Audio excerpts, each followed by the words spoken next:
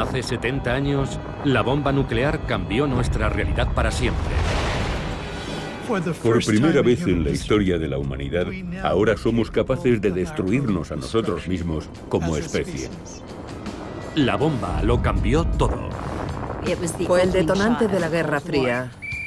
En Estados Unidos tenían que estar en alerta máxima. Esta es una alerta del mando aéreo.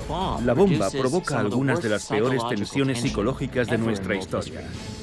Escalada armamentista internacional. Enfrentamientos y momentos críticos. Política, cultura, incluso sexo. Existía una especie de nerviosismo electrizante. ¡Fuego! Se crearon industrias para su fabricación. La energía atómica abre nuevos horizontes. Nuevas cámaras, películas y técnicas diseñadas para fotografiarla. Ahora, gracias a la última tecnología para restaurar las películas originales, podemos ver el increíble poder de este artefacto de otra forma. Una tecnología que cambió la existencia de la humanidad para siempre. La bomba ha desaparecido de la imaginación del público, pero aún sigue ahí. Aún seguimos viviendo bajo su sombra. A todo el mundo le afecta, es imposible esconderse.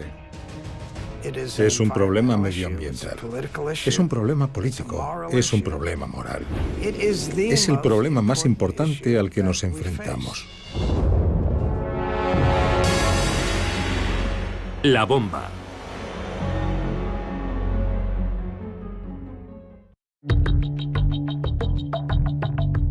Apareció en el desierto de Nuevo México. En un lugar que los españoles habían llamado Jornada del Muerto. Aquí, a muchos kilómetros de cualquier lugar, la bomba cobró vida. El punto exacto es inaccesible, oculto en el interior de un campo de tiro militar de 8.000 kilómetros cuadrados. Pero una vez al año y durante unas horas, se abre al público.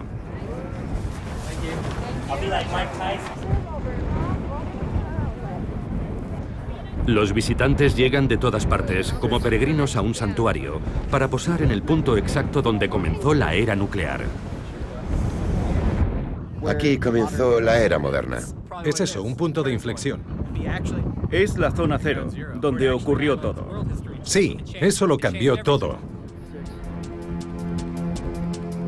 La bomba, que se probó aquí hace 70 años, convirtió la noche en día y colocó al mundo en un camino nuevo y peligroso.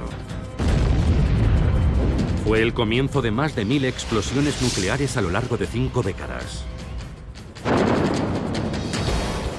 Prueba tras prueba, en paisajes desiertos e islas diminutas. Una guerra fría que conduciría al mundo al borde del abismo, produciendo un gigantesco arsenal de bombas, la mayoría de las cuales podrían destruir en un instante una ciudad y mucho más. 60.000 armas nucleares entre Estados Unidos y la Unión Soviética. Si algo hubiera salido mal, las consecuencias habrían sido catastróficas, no solo para una u otra nación, para toda la humanidad. Tan trascendente como el descubrimiento del fuego, la bomba marca una línea divisoria entre todo lo que existió antes y todo lo que llegó después. La guerra nuclear podría ser el fin de la civilización. Fue un cambio milenario en la historia de la humanidad. El mundo estaba amenazado.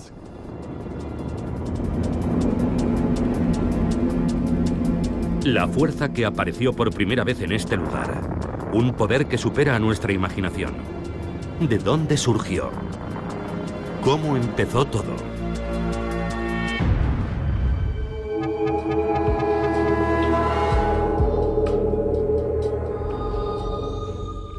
La comprensión sobre el funcionamiento del mundo sufrió una auténtica revolución. Y en 1938 en Alemania, y es importante subrayar en Alemania, tuvo lugar la mayor de todas las revoluciones. En Berlín, dos químicos alemanes, Otto Hahn y Fritz Strassmann, descubren que el uranio bombardeado con neutrones crea una nueva sustancia, el bario. No tienen ni idea de por qué, pero una amiga, la física Lise Meitner, se da cuenta rápidamente. Han dividido el átomo de uranio. lo que ella llama la fisión nuclear. Meitner publica sus conclusiones en la revista Nature. La noticia empieza a difundirse entre la comunidad internacional de físicos. Las implicaciones del descubrimiento fueron evidentes para todos los físicos. Con una pequeña cantidad de material podías producir una cantidad enorme de energía.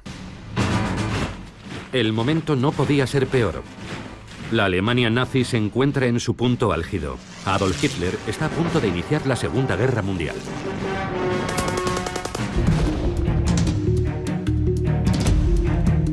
Cuando los físicos del mundo entero digieren la noticia de Lise Meitner, lo comprenden. Este descubrimiento, la fisión nuclear, podría decidir el resultado de la guerra. El uranio es fisible, bombardeado con un neutrón, produciendo una enorme cantidad de energía. Mucha energía. según la ecuación de Einstein. E igual a mc². Cualquier físico sabía En todo el mundo. que podía construirse una bomba atómica Por los nazis. El descubrimiento se había realizado en Alemania y Alemania tenía muy buenos físicos. Tal vez Hitler esté fabricándola. La amenaza de que Alemania consiguiera la bomba antes era inconcebible. Quizás sea una carrera con los alemanes. De momento, la carrera solo existe en la mente de los científicos. Nadie más entiende el peligro de una bomba que todavía no existe. El físico Leo Szilard está convencido de que la única forma de detener a Hitler es conseguir la bomba antes que él. Szilard escribe una carta, una advertencia sobre el peligro de la bomba atómica nazi. Szilard pensó que la mejor estrategia era conseguir que Einstein, el famoso científico, firmara una carta para el presidente Roosevelt para que se pusieran en marcha. La carta de Szilard y la fama de Einstein logran su objetivo. El presidente Franklin Roosevelt autoriza un proyecto para investigar con uranio.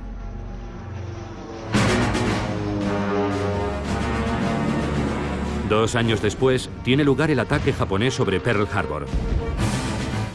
Hitler declara la guerra a Estados Unidos. América lucha en dos guerras, contra Alemania en Europa y contra Japón en el Pacífico. De repente, el programa de investigación sobre el uranio de Roosevelt adquiere una importancia trascendental. Una investigación científica está a punto de convertirse en un programa de urgencia para fabricar la bomba atómica.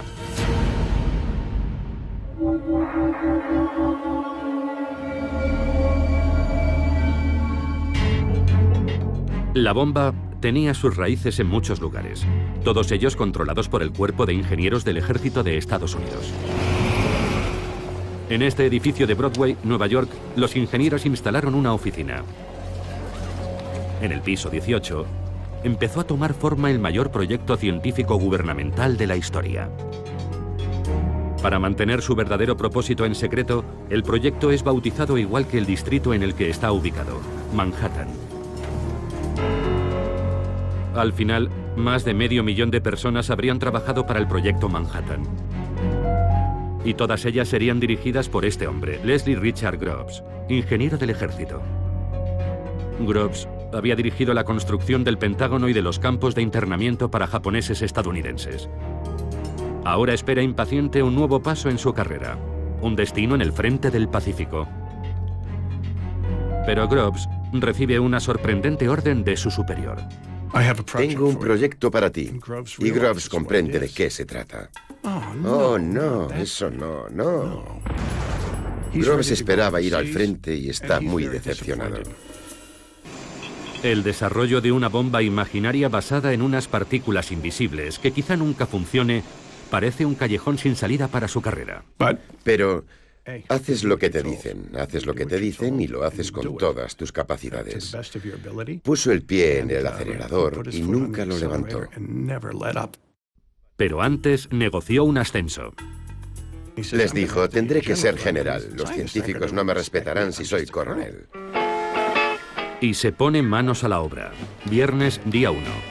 Compra 1.200 toneladas de mineral de uranio. Sábado. Negocia la calificación especial de máxima prioridad para el proyecto. Lunes. Se reúne con Vannevar Bush, el asesor científico del presidente. Miércoles. Viaja a Tennessee. Compra 56.000 acres de tierra para sus fábricas. Después visita universidades y se reúne con científicos. Columbia, Harold Urey. Universidad de Chicago, Arthur Compton. Berkeley, California, Ernest Lawrence. Y de vuelta a Washington. Groves ha puesto en marcha el que se convertirá en un vasto complejo industrial, en menos de 2 meses. Solo falta una cosa, la bomba. Pasarán años antes de que el combustible de uranio esté listo para la bomba.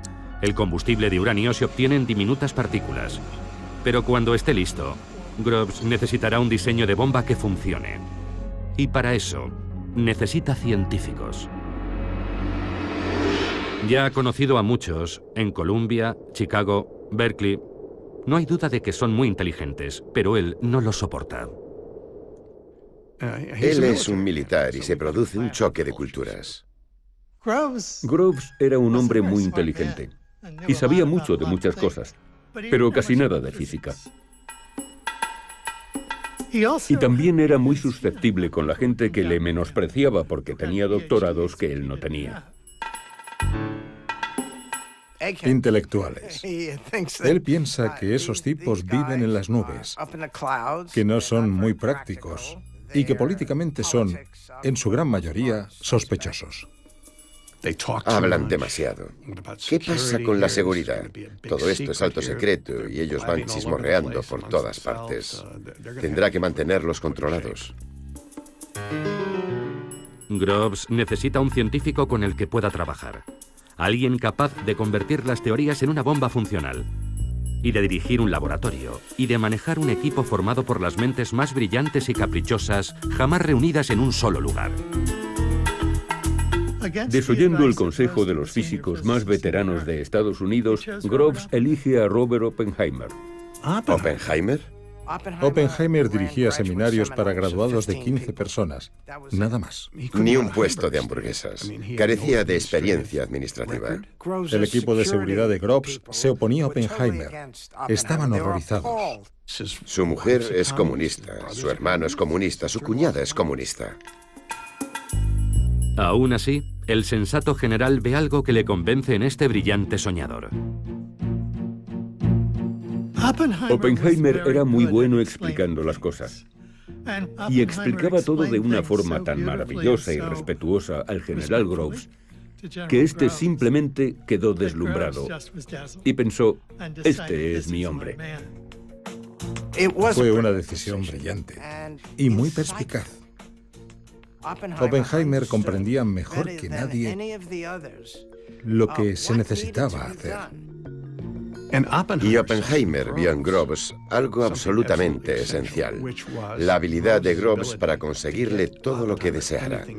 Cualquier persona, cualquier recurso, lo que fuera. El general Leslie Groves y el doctor Robert Oppenheimer, aun siendo completamente opuestos y cada uno de ellos un virtuoso a su manera, juntos estaban hechos para este momento. Estaban muy unidos y ambos vieron en el otro lo que yo llamo su camino a la inmortalidad.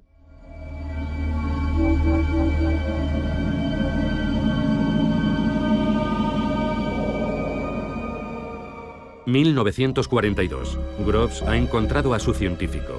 Ahora necesita un tipo especial de uranio, el 235, el único material que puede producir una explosión atómica. El uranio natural, el uranio 238, no sirve. Y ese es un gran problema. El uranio que se extrae de la Tierra solo contiene un 0,7% de uranio 235. Así que teníamos que separar el U-235 del U-238 y no puedes hacerlo mediante la química porque todo es uranio. Groves construyó un gigantesco complejo en Oak Ridge, Tennessee, para producir U-235. Pero el proceso es desesperadamente lento. Obtener U-235 en cantidades diminutas no es difícil, pero como tienes que hacerlo átomo a átomo, es una enorme tarea. Solo para una bomba se necesitan kilos de uranio, y conseguirlos átomo a átomo llevaría años. Pero el químico Glenn Seaborg encuentra otra opción, el plutonio. Puede producirse más rápidamente que el uranio en un reactor nuclear. Groves ordena construir otro complejo en Hanford, Washington, reactores para producir plutonio. Pero todo eso lleva su tiempo. Y las dos guerras van muy mal. En el Pacífico, los japoneses invaden Filipinas y obligan a 60.000 prisioneros de guerra débiles y hambrientos a caminar 100 kilómetros sin apenas comida y agua. Es la marcha de la muerte de Bataan. Si te detenías, te mataban. Si no podías dar un paso más, morías. ¿Y cómo te mataban? O te atravesaban con la bayoneta, o te disparaban, o te decapitaban. Dependía de cómo se sintieran.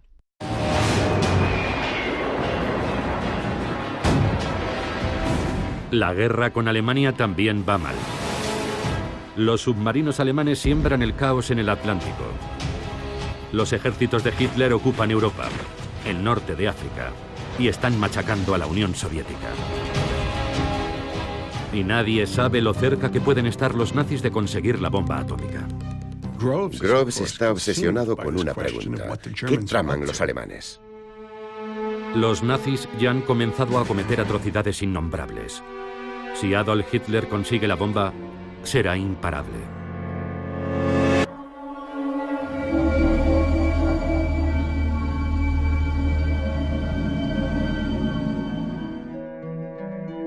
La bomba había nacido en la mente de los hombres.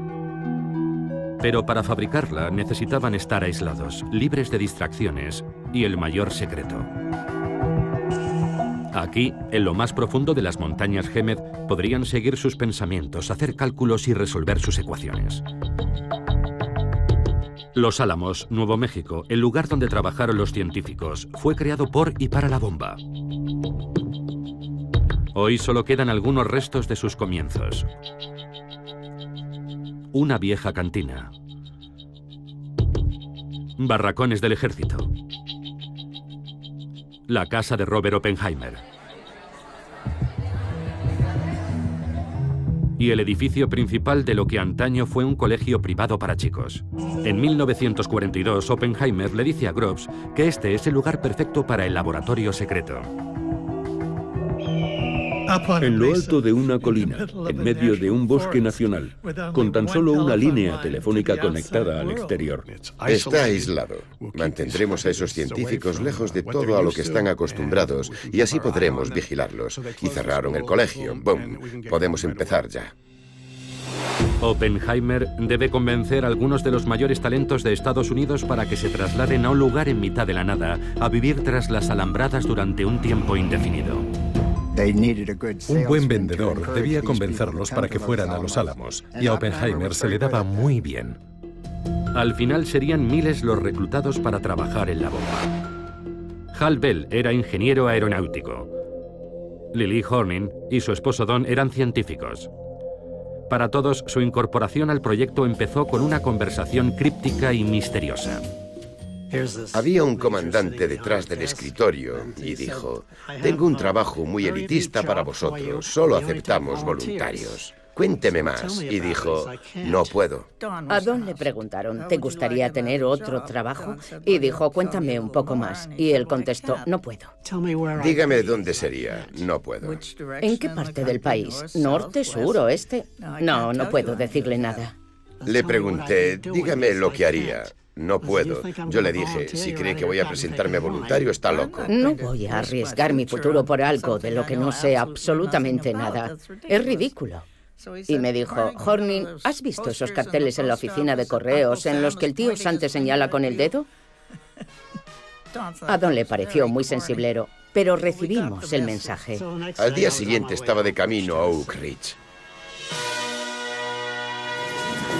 Sin embargo, incluso en mitad de una emergencia nacional como aquella, algunos activos son ignorados.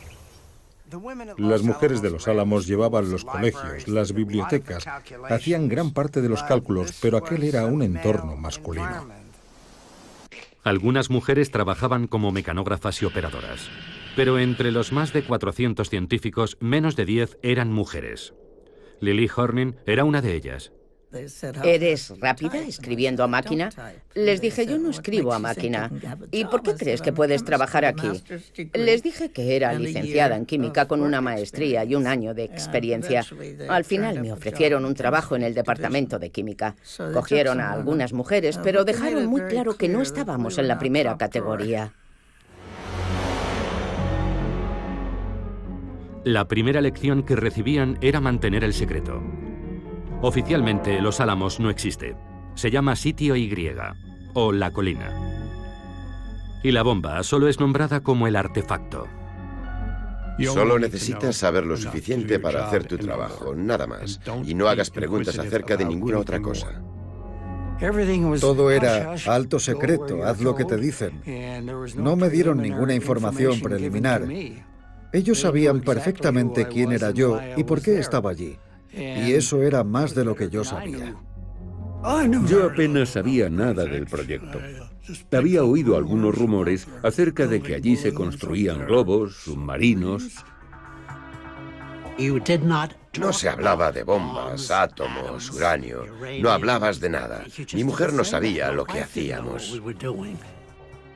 Oak Ridge, donde se produce el uranio, se había creado prácticamente de la noche a la mañana. Un año antes, esa ciudad solo era una granja. Y de repente había una gran ciudad con 70.000 habitantes, casas, calles.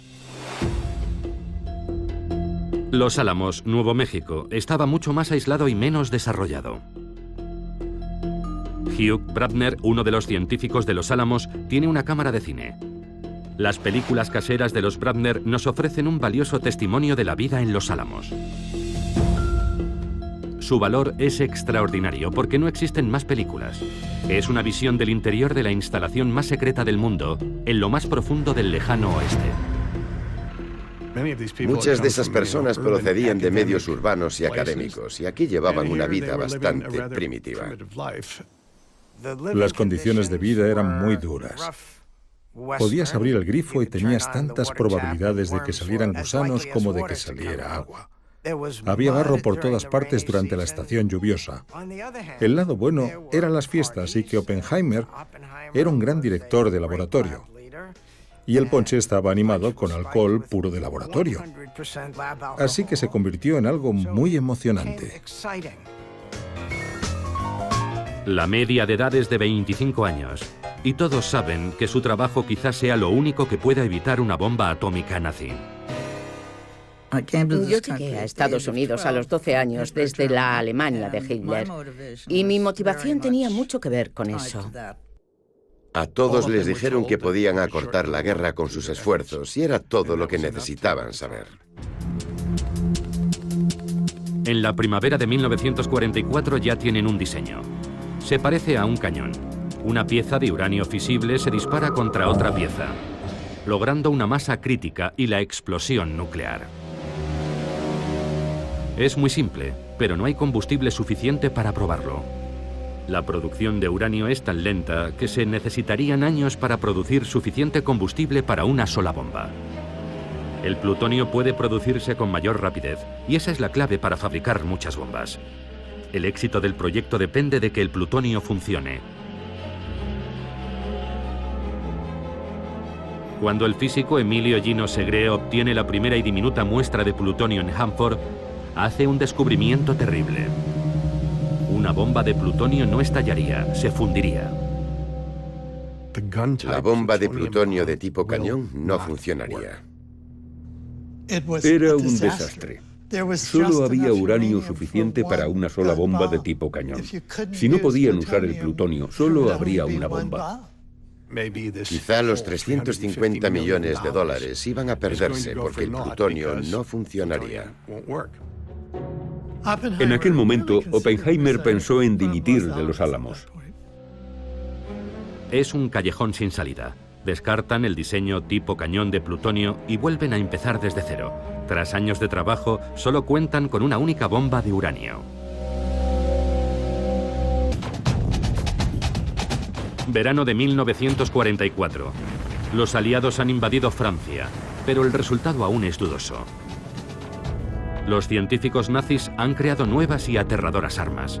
El primer caza a reacción del mundo. Un misil de crucero. Y un cohete supersónico. Los nazis podrían estar muy cerca de conseguir la bomba atómica. Trabajaban en ello, pero no sabíamos lo cerca que estaban de conseguirlo. Si la conseguían antes, la guerra estaba perdida. En Los Álamos tienen una posible nueva forma de usar el plutonio. La implosión.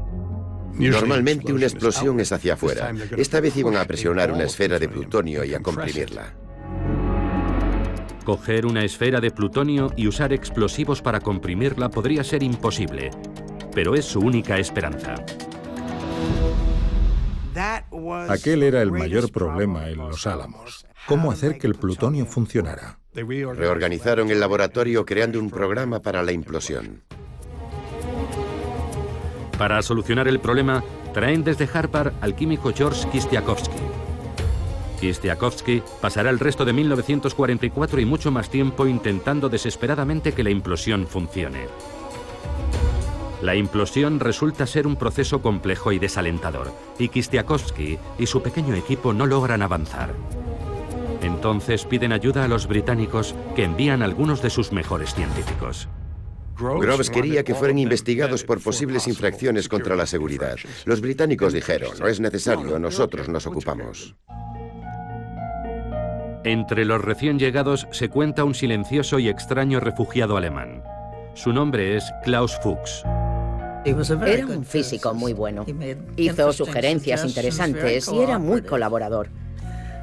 Pero era un tipo raro. Yo me sentía incómoda. Aunque nadie parecía saberlo, además de ser brillante y extraño, Klaus Fuchs es un comunista entregado. Pocos años después, su paso por Los Álamos volvería para atormentar a Groves y a Oppenheimer.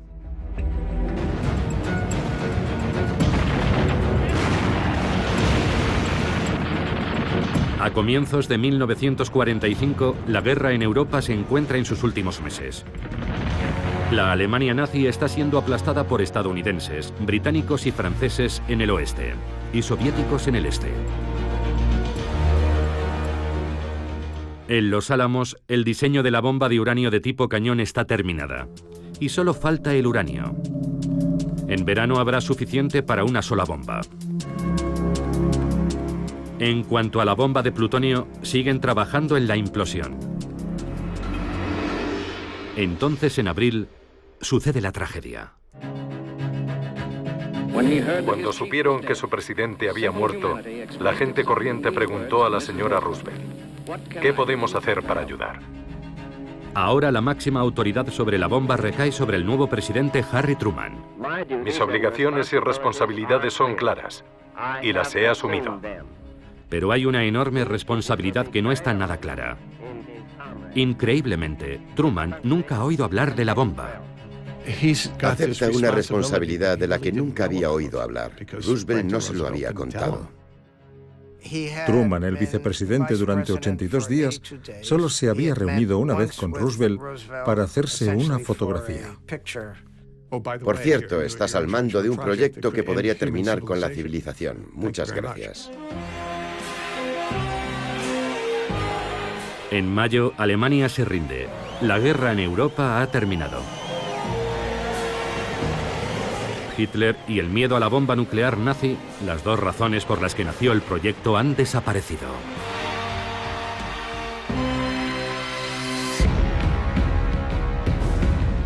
Pero en el Pacífico la guerra contra Japón sigue siendo feroz. El trabajo no había terminado. Yo era un niño de 7 años en aquella primavera de 1945 y recuerdo que seguían muriendo hombres jóvenes cada día. Puede que el temor a Alemania inspirara la carrera nuclear, pero Japón es ahora el único enemigo y por lo tanto el objetivo de la bomba.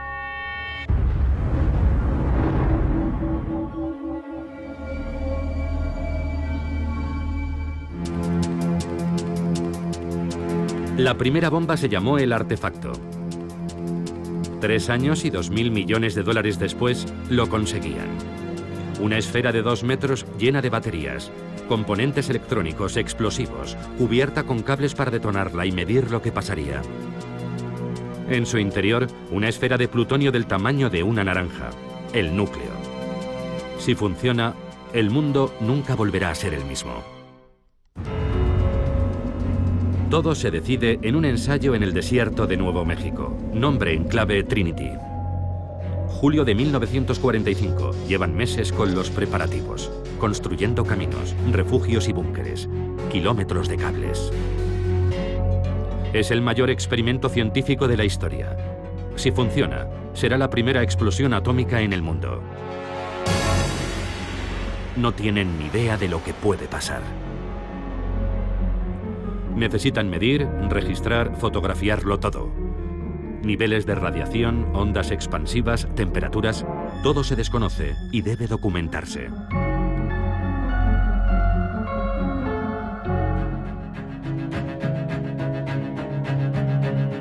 A miles de kilómetros, en Potsdam, Alemania, el presidente Truman negocia con Stalin. ¿Esconderá un as atómico en su manga? Todo depende del ensayo Trinity. Mientras, en Nuevo México, George Kistiakowsky ha descubierto un problema. Todo indicaba que la bomba sería un fracaso. Mientras lo vertían, el explosivo se había recalentado y podían haberse formado burbujas en su interior. Kistiakowsky decidió rellenar esas burbujas con explosivo líquido. Kistiakowsky tenía que agujerear el explosivo y rellenar cuidadosamente cada burbuja. El resultado dependía de su trabajo y no podían saber si funcionaría. Se realizó un ensayo el 14 de julio, una prueba con explosivo real que salió muy mal. Aquello hizo que todos se preocuparan aún más. El tiempo se agota. Lo único que pueden hacer es seguir y cruzar los dedos. Suben la bomba hasta lo más alto de una torre de acero de 30 metros. Colocan colchonetas debajo por si acaso. Miles de personas y años de trabajo corren peligro. La última pieza crucial, el núcleo de plutonio del tamaño de una naranja, una caja de 350 millones de dólares que es trasladada en coche desde Los Álamos. En Potsdam, Truman espera. La prueba está programada para esa misma noche. Empezó a llover y tuvieron que posponer la prueba. Había mucho nerviosismo.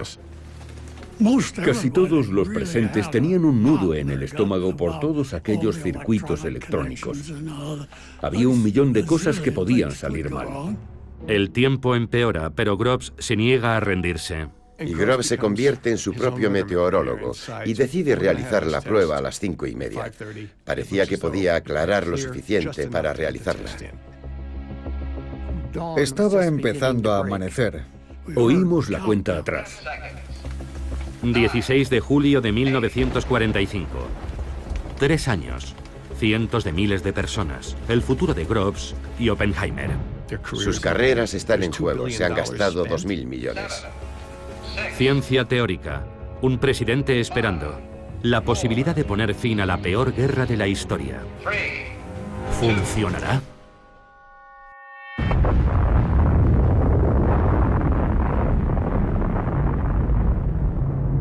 El mundo nunca volverá a ser el mismo. Ninguno de los allí presentes lo olvidará jamás. No podía creer que lo hubiera visto con los ojos cerrados. Fue la visión más increíble que he visto en toda mi vida. Al principio era de un resplandeciente color blanco y amarillo. Después cambió a rojo, naranja, púrpura, azul. Yo estaba allí de pie con la boca abierta. El ingeniero Jack Abbey había llevado su cámara. Abrí el diafragma al máximo. La instantánea de Jack Abbey es la única fotografía en color correctamente expuesta de aquella noche.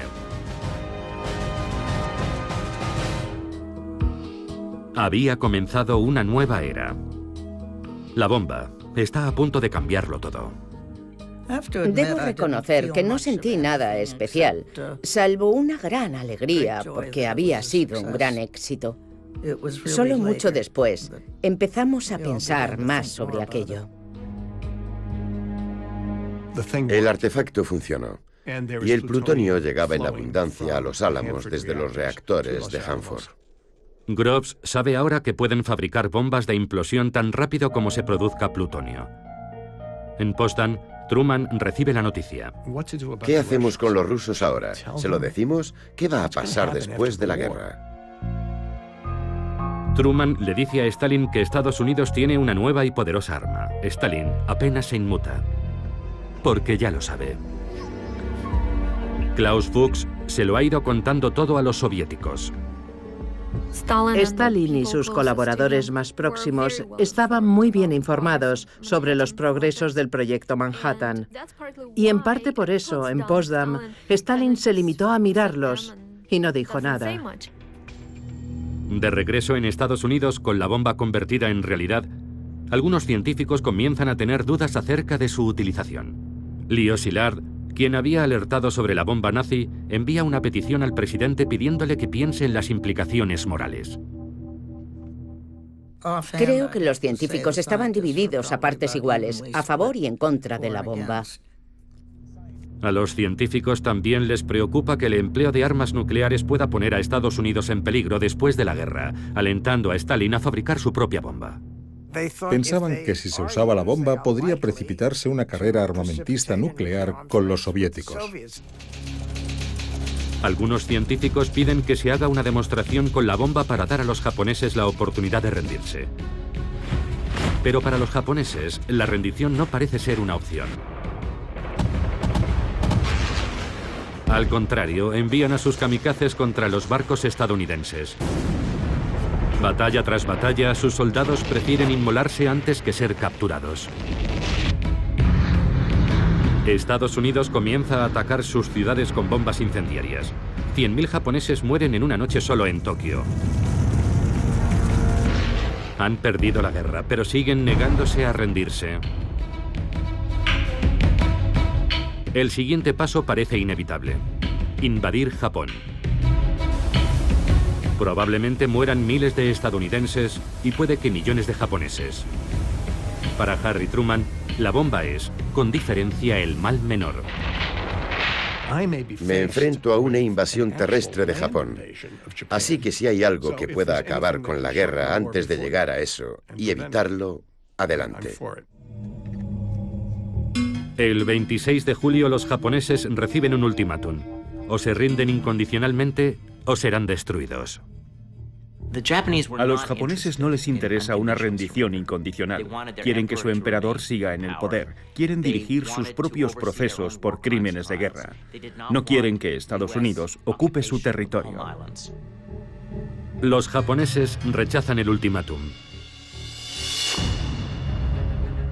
Es entonces cuando todas las piezas comienzan a encajar. Unos líderes japoneses incapaces de detenerse. Un proyecto de $2.000 millones en la carrera por fabricar la bomba atómica. Y un presidente enfrentado a una guerra terrible que ve una alternativa.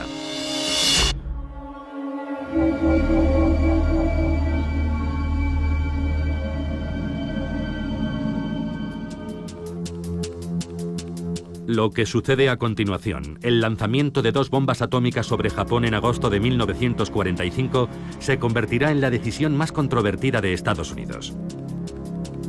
Increíblemente, 70 años después, las evidencias sugieren que en realidad el presidente nunca dio la orden.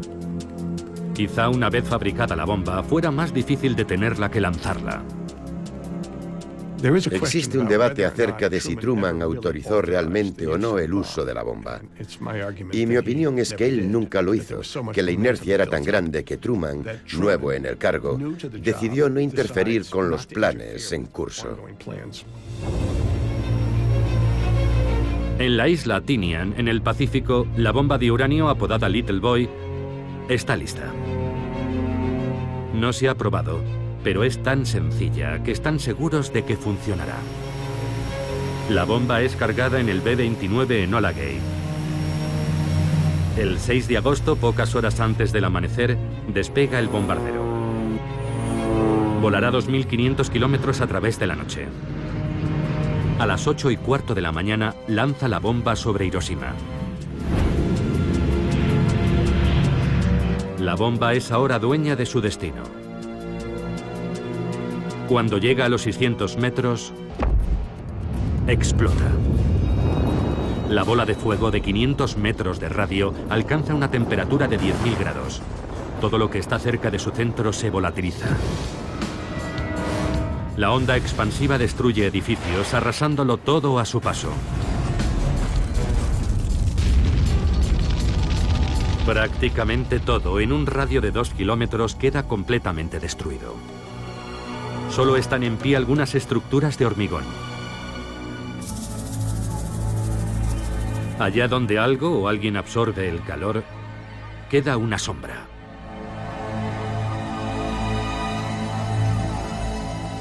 Como mínimo murieron 80.000 personas.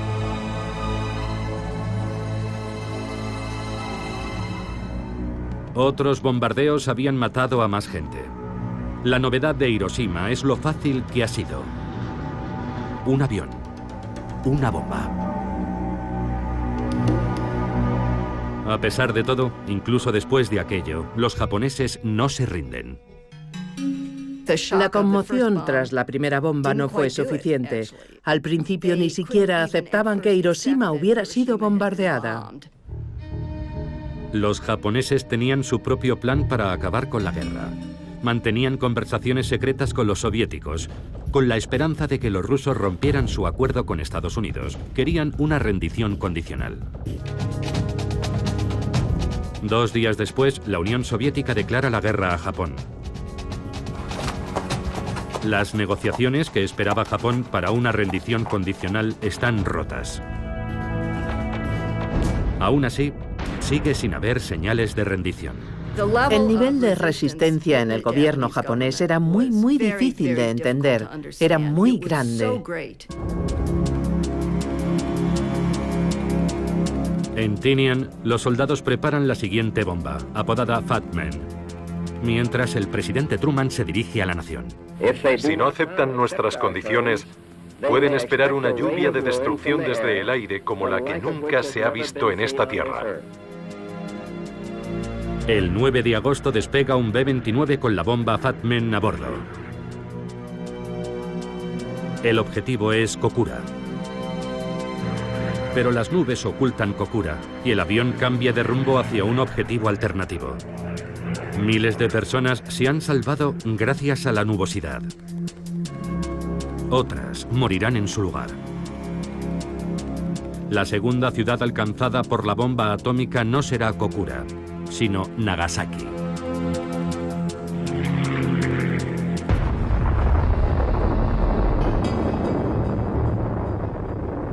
Muy cerca, en el campo de prisioneros 17, Lester Tenney ve la explosión.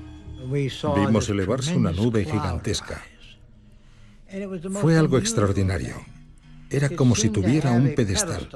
No teníamos ni idea de lo que era.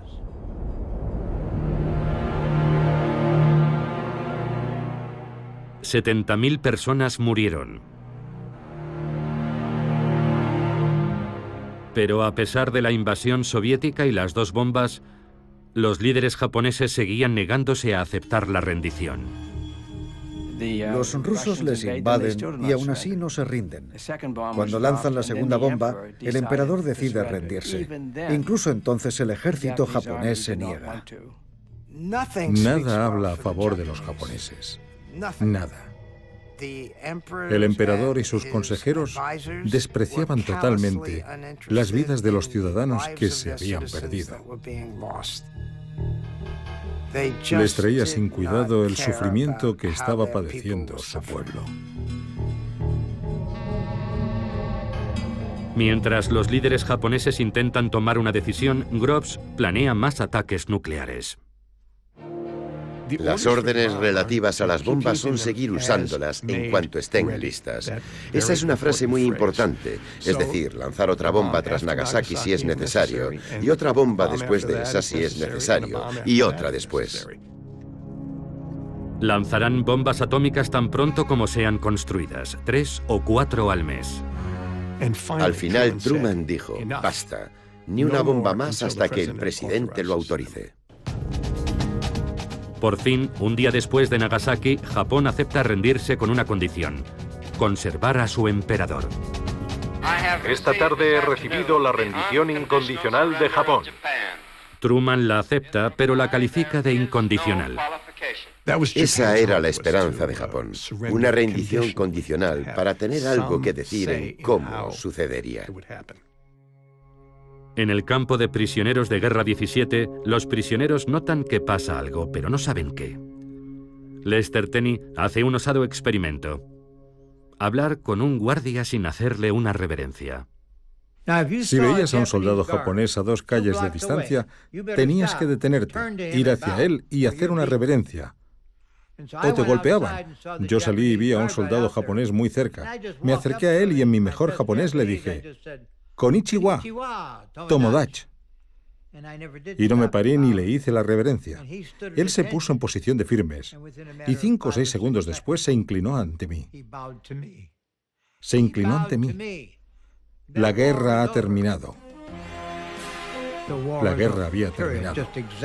Así de fácil. El 2 de septiembre de 1945, Japón firma los documentos de su rendición. La Segunda Guerra Mundial ha terminado. La guerra había terminado. Nos sentimos muy aliviados. Es oficial, la guerra ha terminado y la victoria es nuestra.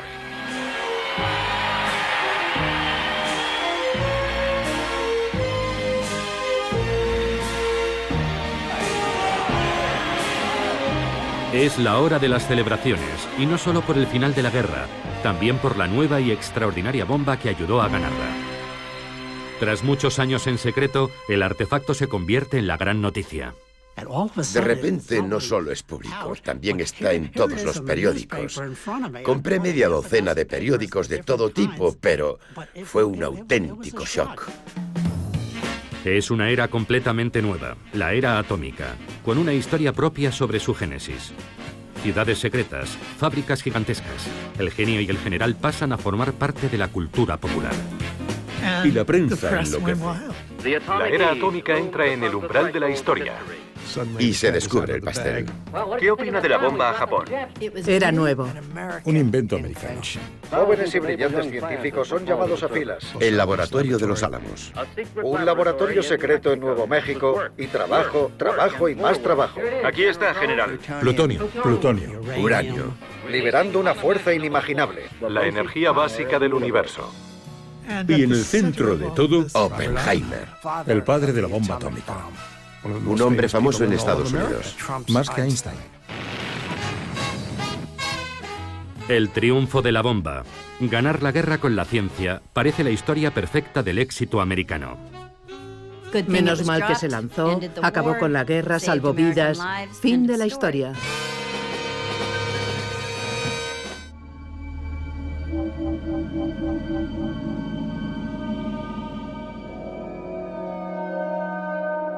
La bomba parecía haber encontrado la respuesta a cómo acabar con la guerra, pero también había planteado nuevos interrogantes.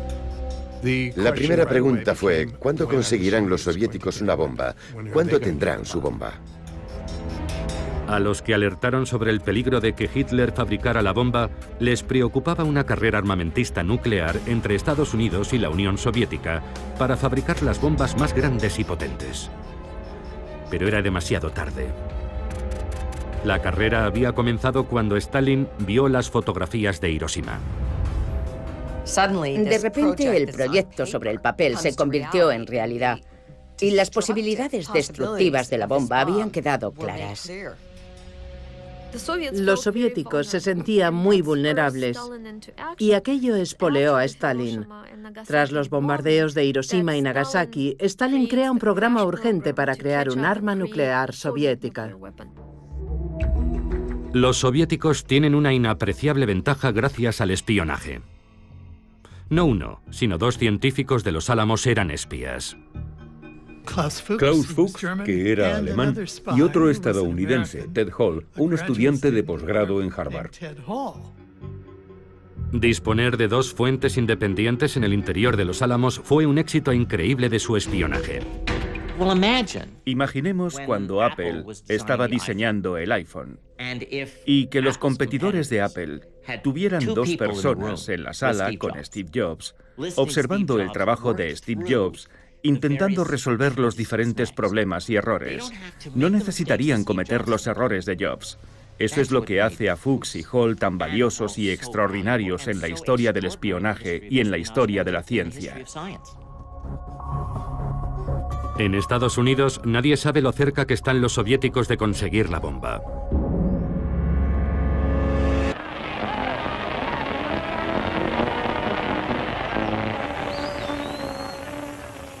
Cuando la guerra termina, los estadounidenses vuelven a la normalidad y disfrutan de la paz.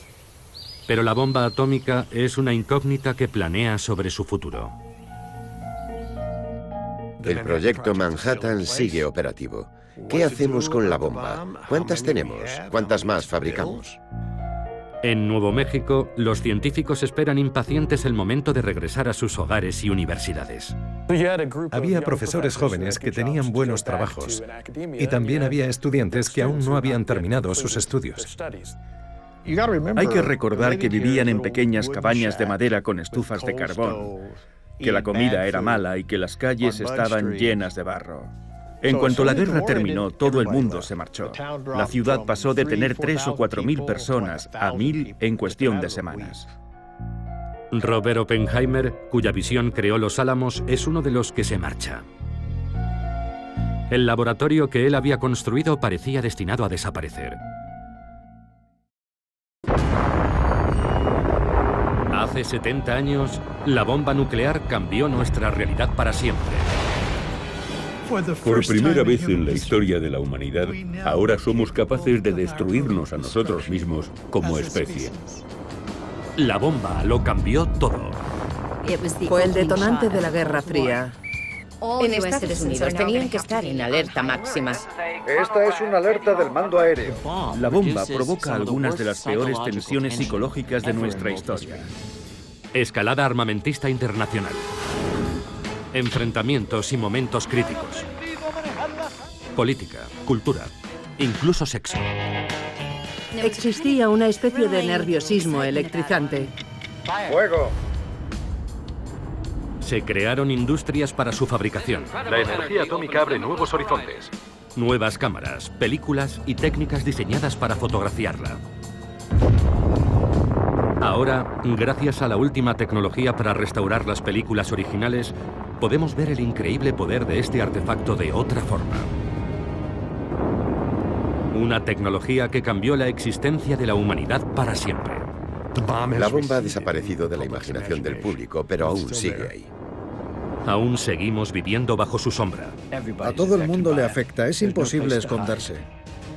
Es un problema medioambiental, es un problema político, es un problema moral. Es el problema más importante al que nos enfrentamos. La bomba.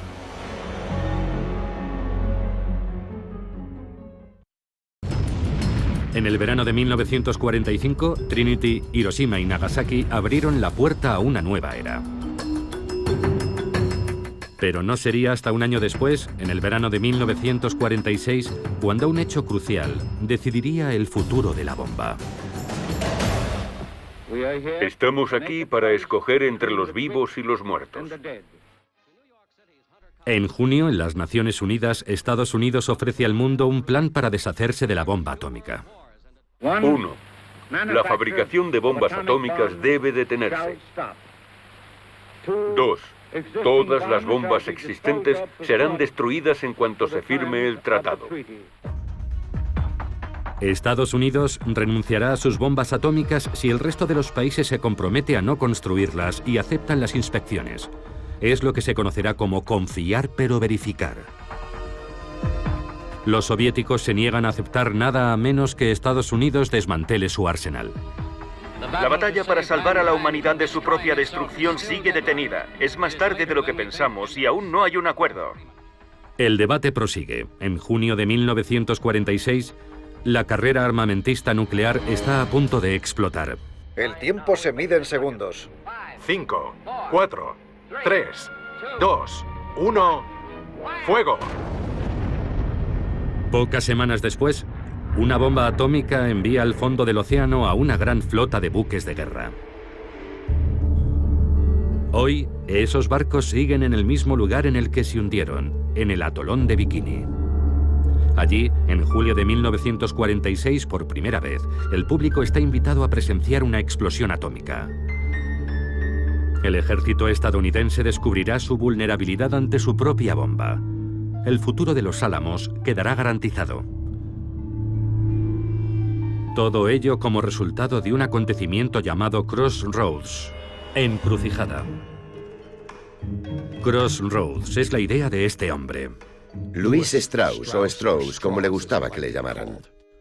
Una figura curiosa, un vendedor de zapatos que se había hecho muy rico. Era almirante de la Armada, aunque nunca había pisado un barco. Un político extremadamente ambicioso. Strauss está preocupado por la Armada. ¿Cómo afectará la bomba atómica a su futuro? ¿Qué teníamos en el país? Teníamos al ejército y a la marina. ¿Qué significa la bomba para ellos? Es lo que hay que tener, el arma decisiva. Todos la quieren.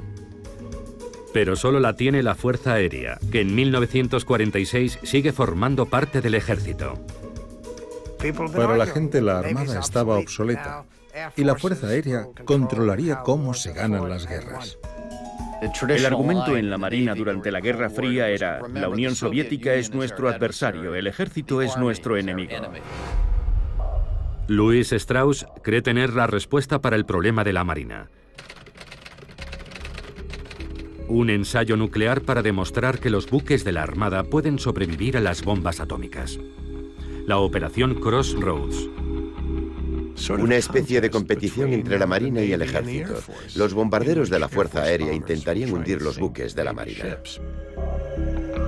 La primera baja en esta contienda es Leslie Groves. La Marina, no Groves, estará al mando de la Operación Crossroads. Harán la prueba en mitad del Océano Pacífico, en la pequeña isla de Bikini. La Marina desaloja a los habitantes y reúne a la flota que hará de blanco. 90 barcos capturados a alemanes y japoneses y excedentes de Estados Unidos serán bombardeados. Habrá 3 explosiones: Able, Baker y Charlie, una aérea y 2 submarinas. Crossroads es una operación gigantesca. $100 millones, 42.000 hombres y 240 barcos, sin contar los barcos Diana, instrumentos, cámaras, cámaras y más cámaras. Películas, kilómetros y kilómetros de película. Animales para que los médicos puedan estudiar los efectos de la bomba en seres vivos. Y reporteros de todo el mundo. Una demostración, un espectáculo. Al final todo está listo. Ha llegado el día de Able. 1 de julio de 1946. Comienza el espectáculo. El bombardero El Sueño de Dave ruge al despegar. Para la primera prueba, Able se lanzará la bomba desde un avión. La escotilla de lanzamiento se abre.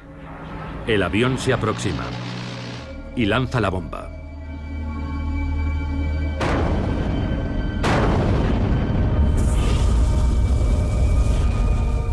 Se produce una miríada de efectos majestuosos, deslumbrantes, imponentes, que solo las cámaras registran con detalle.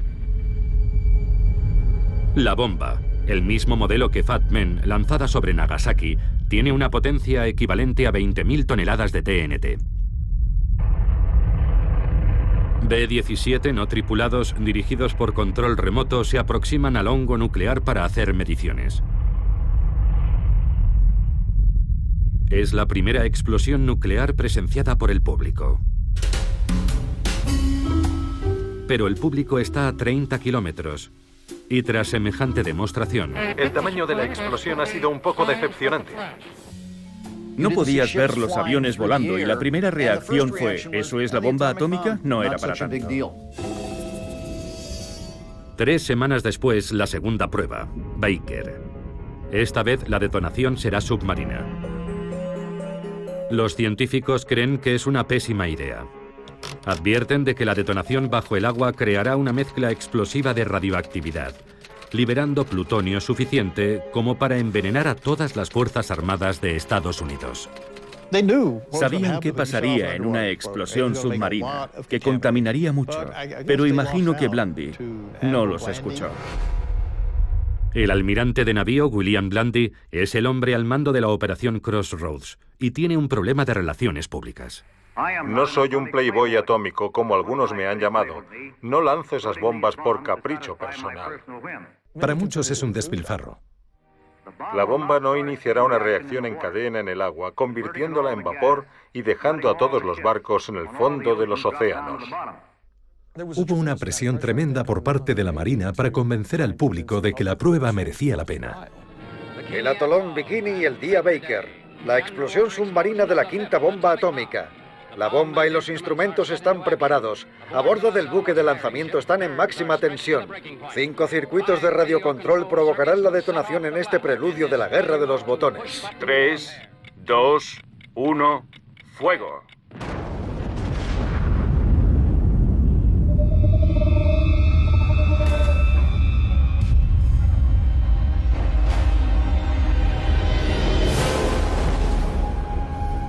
La onda expansiva submarina es claramente visible. Solo en el primer segundo se elevan en el aire 2 millones de toneladas de agua marina. En su ascenso, el agua crea una columna de casi 1 kilómetro de altura. Después, vuelve a caer. El agua que cae del cielo provoca un muro similar a la nube de agua que se crea en la base de una catarata. La avalancha de casi 300 metros de altura cubre por completo los barcos Diana.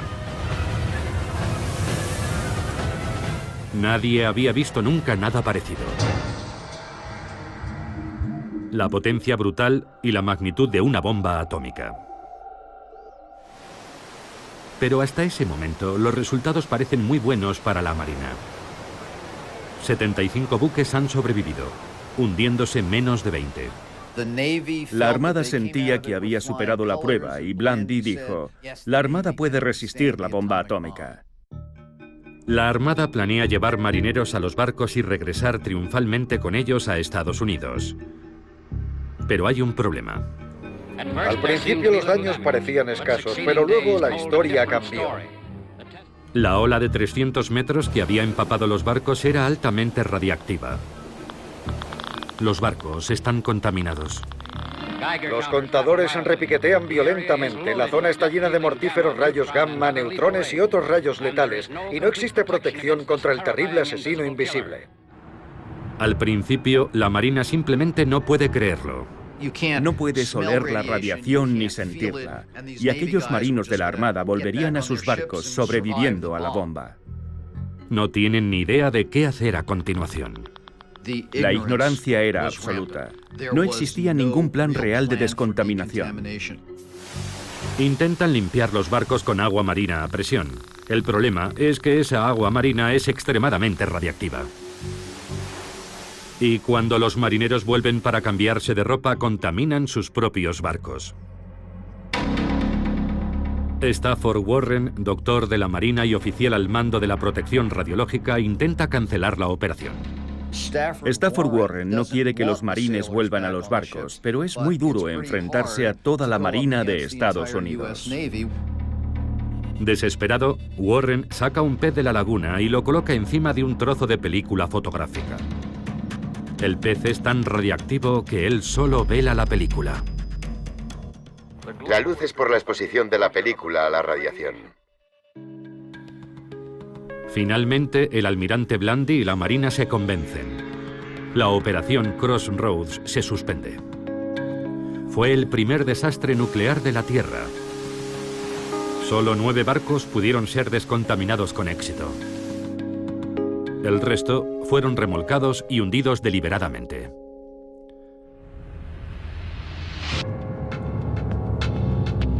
La Fuerza Aérea seguirá siendo de momento la principal poseedora de la bomba. La operación Crossroads resultó ser beneficiosa para los Álamos. Dudo que el laboratorio hubiera seguido operativo mucho tiempo si no hubiéramos tenido un cliente. Pero la Armada nos encargó un trabajo y mantuvo el laboratorio en marcha en momentos de gran incertidumbre. Después de julio de 1946, el laboratorio siguió creciendo, construyendo y probando más y más bombas durante las siguientes décadas.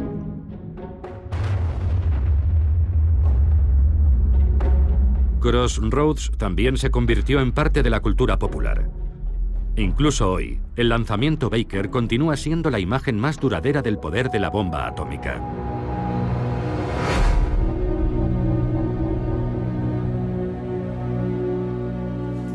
Pocas semanas después de la segunda bomba de Crossroads, un acontecimiento inesperado daría a los estadounidenses una visión mucho más oscura de la bomba. Por primera vez, se abre un gran debate público sobre su utilización. El 31 de agosto aparece el último número de la revista The New Yorker. En su portada, una optimista visión de un día de verano en Central Park.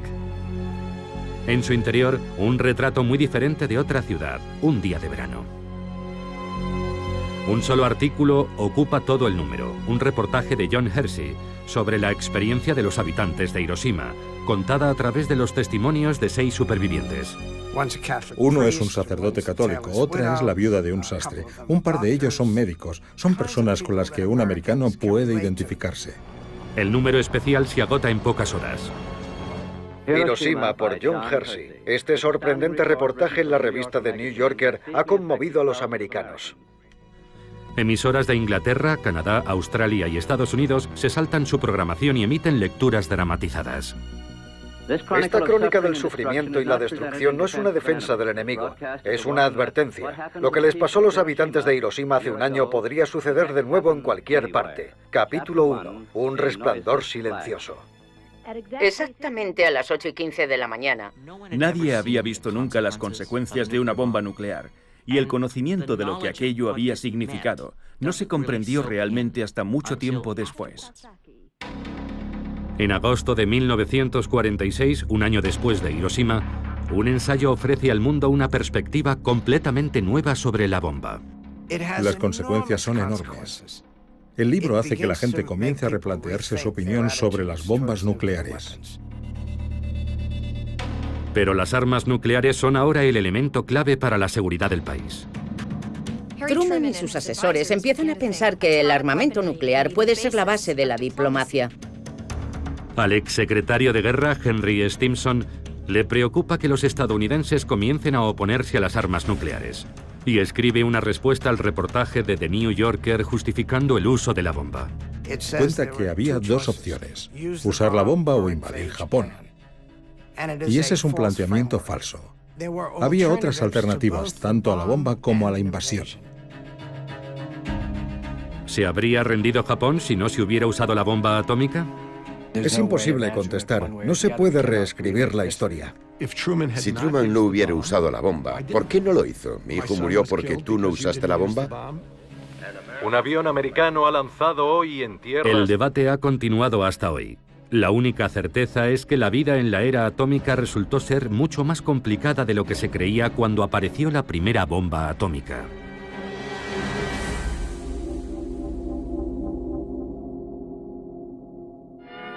Sí, el átomo pronto iluminará nuestras ciudades y nos ayudará a fabricar electrodomésticos más fiables e indispensables. El público visitó la exposición atómica para comprenderlo. La bomba poseía cierta mística, tanto aterradora como estimulante. Existía otra faceta de la era atómica, los rayos X y la medicina, la energía atómica y todas esas cosas que iban a contribuir a una vida mejor. El átomo ha llegado a la ciudad. Atomic power was given by the mighty hand of God.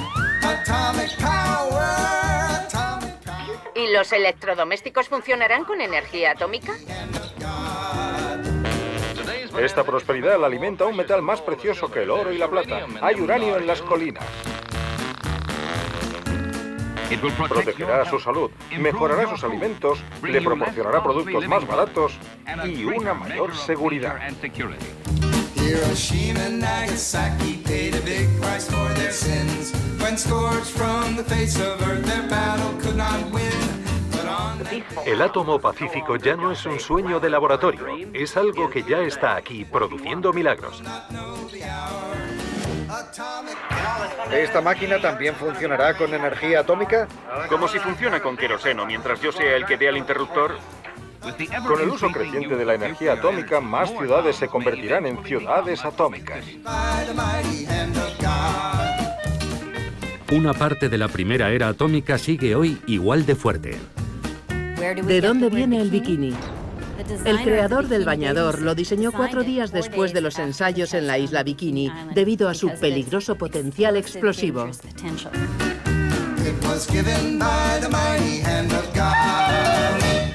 Mientras el país se adapta a la vida en la era atómica, los científicos de la primera ciudad atómica trabajan en la actualización del artefacto que supuso el comienzo de todo. Todas las bombas estadounidenses seguían manteniendo el diseño original de la primera bomba de implosión probada en Trinity y lanzada sobre Nagasaki, Fat Man. Muy pocos imaginan lo rudimentaria que era en realidad. Era un proyecto de feria de ciencias. No se producía en serie, estaba hecha a mano. Los artesanos ensamblaban las piezas, tardaban una semana en construirla.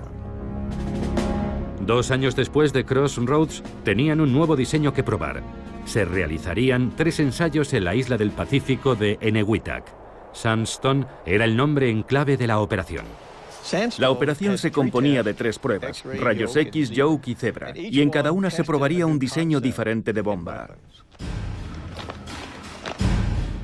Pero esta vez el público y la prensa no están invitados. 5, 4, 3, 2, 1.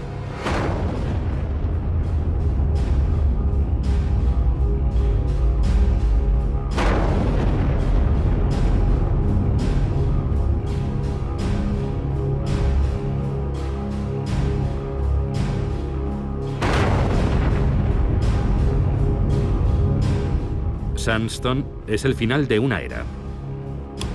En enero de 1947, la bomba pasa a estar bajo el control de la autoridad civil, gestionada por la Comisión de la Energía Atómica, CEA. Enseguida sustituirán la bomba artesanal Fat Man por un nuevo modelo, la primera bomba atómica fabricada en serie.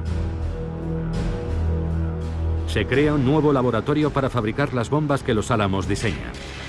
Es el comienzo del complejo armamentístico nuclear estadounidense, un gigante industrial que va a dirigir la fabricación de bombas y los ensayos nucleares durante décadas, a través de las diferentes administraciones y hasta el final de la Guerra Fría.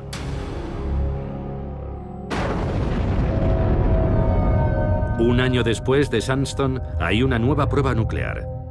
Pero esta vez no es en Bikini, en Enewetak o en Nuevo México.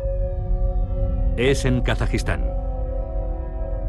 Ante la inmensa sorpresa de todos, la Unión Soviética probó su primera bomba atómica, y el equilibrio de fuerzas cambió de forma repentina y radical. Probar la bomba atómica en la Unión Soviética era muy importante. Era una cuestión de equilibrio. Si tienes esa posibilidad, te sientes mucho más seguro. Psicológicamente nos pusimos al mismo nivel que Estados Unidos. Estados Unidos ya no podía darnos órdenes. Si el poder del átomo había sido un regalo de Dios a Estados Unidos, ahora también se lo había dado a sus enemigos. Para Estados Unidos fue un momento aterrador. ¿Cómo debía responder al hecho de que la Unión Soviética tuviera también la bomba atómica? Necesitábamos un salto cualitativo para dejar atrás a los soviéticos y seguir por delante de ellos. Algunos piensan que la respuesta es la fusión de hidrógeno, la misma energía que se produce en el Sol. Una bomba de hidrógeno o bomba termonuclear sería mucho más potente que una bomba atómica. No existe ningún límite teórico para la potencia de la bomba que puedes hacer. El principal defensor de la bomba de hidrógeno es el físico Edward Teller. Teller es bastante vanidoso y con razón, porque es un tipo muy inteligente, pero es muy difícil llevarse bien con él. Era muy creativo. Cuentan que tenía 10 ideas nuevas cada día. Una idea al mes está muy bien, pero él tenía 10 cada día. Siempre estaba dando vueltas a la idea de avanzar un paso más, desde la bomba atómica hasta la bomba termonuclear. Yo creo que tuvo mucho mérito que insistiera en ello y que lo defendiera. Pero nadie sabe cómo fabricar una bomba de hidrógeno. Incluso podría ser algo imposible de fabricar. Sabíamos hacer bombas atómicas, podíamos llenar almacenes, pero no sabíamos hacer bombas de hidrógeno. ¿Por qué dejar de producir algo seguro para hacer algo que no sabes si funciona? Es más, algunos científicos creen que ha llegado el momento de salvar al mundo, decidiendo parar. Podría haber sido un punto de inflexión. Podemos buscar la bomba de hidrógeno, pero no tenemos que hacerlo. Podemos enviar un mensaje positivo a la comunidad internacional y presionar a los soviéticos para que no sigan construyendo armas nucleares. Podemos dar un buen ejemplo. 2 meses después de la bomba atómica soviética, un comité dirigido por Robert Oppenheimer se pronuncia de forma unánime en contra del programa de urgencia para la bomba de hidrógeno. Louis Strauss y Edward Teller están furiosos. Pero la última decisión corresponde al presidente Harry Truman. La bomba de hidrógeno implicaba que Estados Unidos se impusiera límites sin tener capacidad para controlar a los soviéticos. Los soviéticos habían demostrado que podían construir la bomba atómica. Aquello suponía asumir un grave riesgo para el presidente. Los soviéticos parecían decididos a expandirse. Ya controlaban el este de Europa. En 1948 aíslan el oeste de Berlín intentando hacerse con el control. Para Harry Truman, la respuesta es obvia. La contención. Contener a la Unión Soviética, impedir su expansión, impedir que crezca o que consiga más influencia, porque si no lo hacemos avanzarán y avanzarán hasta que los tengamos en nuestras cocinas. Tenemos que avanzar en nuestro trabajo con otros países y reforzar nuestras defensas comunes. Nos une nuestro odio a la esclavitud comunista. A finales de enero de 1950, Truman anuncia que Estados Unidos fabricará la bomba de hidrógeno. Truman decide responder con un arma más potente y destructiva. Es el comienzo de la carrera armamentista. Es el comienzo de una escalada que durará décadas. Pocos días después de que Truman aprobara la bomba H, el físico Klaus Fuchs, que había trabajado en Los Álamos, es detenido por espionaje. Se sugiere que el sistema tiene filtraciones y hay que tapar esas fugas. Fue una conmoción. Era uno de los principales acontecimientos que condujeron a la era del macartismo y del peligro rojo.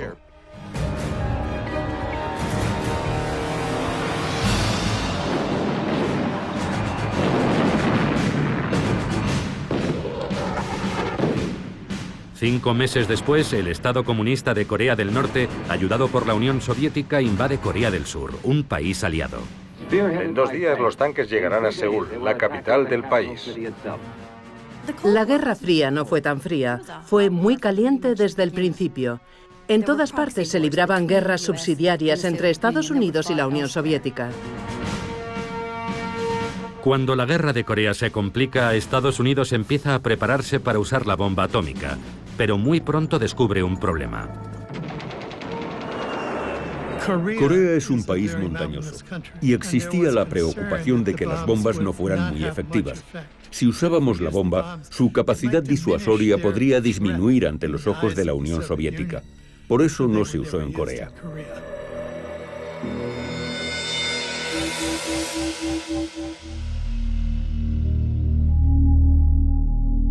La guerra de Corea se eterniza y los soviéticos siguen haciendo pruebas atómicas con bombarderos.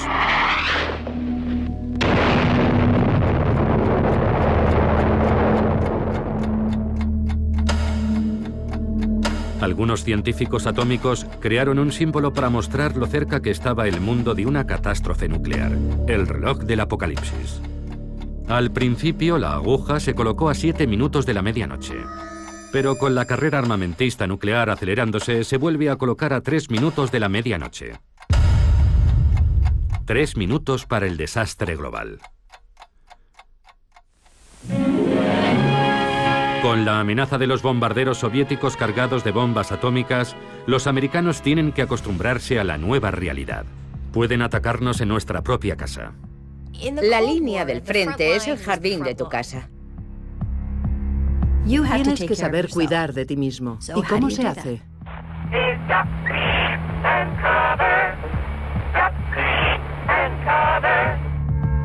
Puedes esconderte bajo el escritorio, refugiarte en el sótano y sobrevivir a todo esto. Nuestro Congreso deja la responsabilidad en la iniciativa personal. El gobierno hace pruebas para saber qué le ocurriría al americano medio. Comencemos con los refugios. Podría salvarnos la vida si estamos lo bastante lejos de la zona cero. Colocaron a una familia de maniquís vestidos con ropa de JCPenney dentro de una casa típica de los suburbios. La amueblaron, llevaron comida, latas de conservas y la volaron. 5, 4, 3, 2, 1.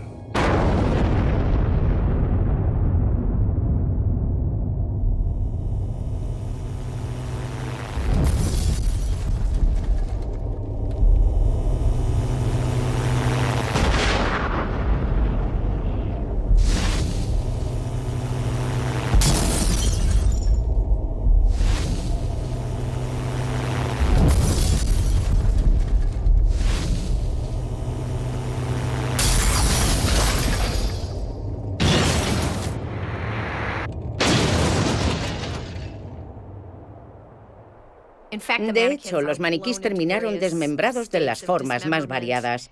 Pero la lección que Defensa Civil extraía de todo eso era que si tomabas las debidas precauciones, podías sobrevivir.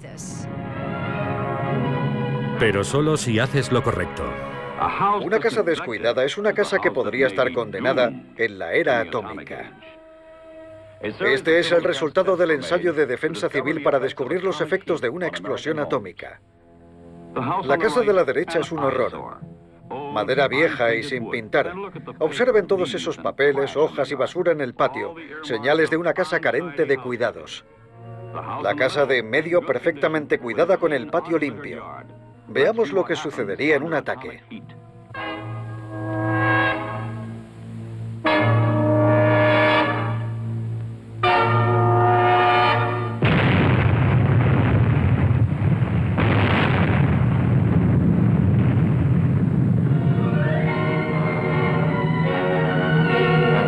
La casa de la derecha es la primera en arder. La basura es la mecha que hace arder la madera seca. La falta de limpieza doméstica ha condenado a esta casa a la destrucción. La casa de en medio, limpia, pintada y arreglada, tras el mismo ataque atómico, no llega a arder. La idea era que si limpias tu patio y no hay basura ni nada parecido, tú también puedes sobrevivir a una explosión nuclear. Es tu elección. La recompensa podría ser la supervivencia. Y es tu responsabilidad, no la del gobierno. El gobierno no puede hacerlo por ti, tú tienes que cuidar de ti. Y si no lo haces, si resultas herido, es tu culpa. Aunque limpiar podría no ser suficiente. Quizá tenga que hacer algunas reformas. Bueno, me alegro de que bajéis a ver mi refugio nuclear. Anoche acabé de pintarlo. Esta habitación puede usarse para otras cosas. Sí, Walt. Puedes usarla como dormitorio de visitas. Supuso el comienzo de un proceso de militarización en el que todo el mundo debía estar preparado. Los techos y muros gruesos protegen de la radiación. Cuanto más gruesos, mejor. La cultura de la preparación. Bien, ya está terminado mi refugio atómico. ¿Qué es en realidad la defensa civil? Es un teatro doméstico con propósitos diplomáticos. La defensa civil reforzaba la idea de que las armas nucleares eran la base de la política exterior americana, y en ese sentido era útil. Aprenderemos a salvar vidas y no os merecerá la pena lanzarnos vuestras bombas. Si nuestro enemigo cree que la sociedad puede sobrevivir, eso significa que nuestra amenaza de usar armas nucleares es más creíble.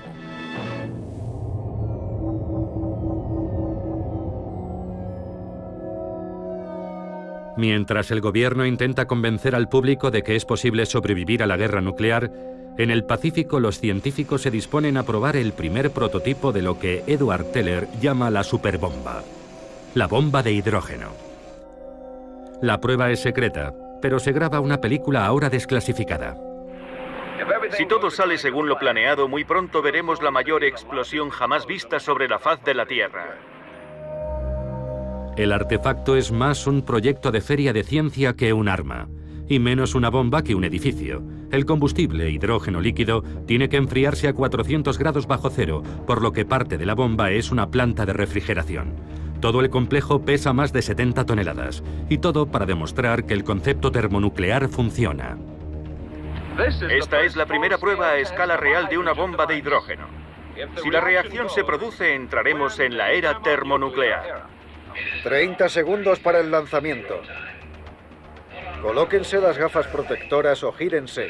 No se quiten las gafas ni miren hasta 10 segundos después del primer fogonazo.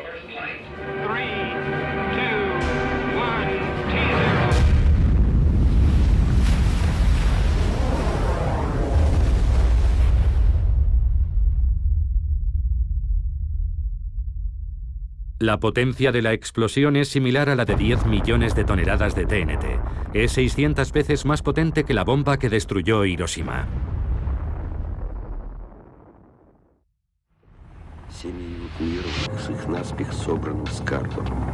Nueve meses después,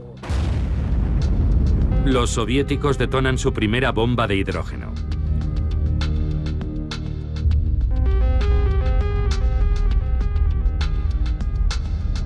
Es menos potente que la bomba H americana, pero es lo bastante pequeña como para poder ser lanzada desde un avión.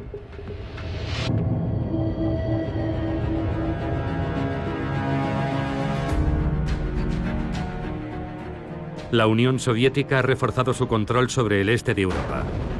Ha conseguido la bomba atómica, apoya la guerra en Corea y ahora dispone de una bomba de hidrógeno transportable. Estados Unidos, en plena campaña del Terror Rojo, lanza una cruzada para erradicar a quien se pueda culpar del éxito comunista. En ese clima de miedo y de sospechas, Robert Oppenheimer está a punto de convertirse en el objetivo, la víctima de Louis Strauss. Strauss es horrible, una persona horrible. Es uno de los malvados de esta historia. Strauss solo busca la forma de atacar a Oppenheimer, de humillarlo. Strauss nunca perdonó a Oppenheimer que se opusiera al programa de urgencia para desarrollar la bomba de hidrógeno. Cuando el presidente Eisenhower nombró a Strauss presidente de la Comisión de Energía Atómica, Strauss pudo vengarse. Lo que hizo al tomar posesión fue iniciar un proceso para privar a Oppenheimer de su autorización de seguridad. La comisión convoca una vista. Strauss elige a los jueces y al fiscal, y les proporciona informes secretos sobre Oppenheimer que se remontan a los años 30 y recurre al FBI.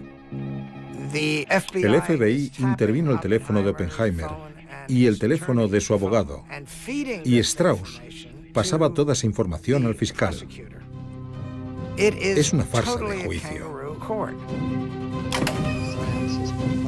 Investigaron toda su vida paso a paso, error tras error. Algunos lo defienden, otros le atacan. Las mujeres de su vida, su pasado comunista. Y Oppenheimer se encogía, encogía y encogía sentado en aquel duro banquillo, en aquella audiencia de seguridad. El momento de la verdad llega cuando le preguntan a Edward Teller, ¿cree que Oppenheimer es un riesgo para la seguridad?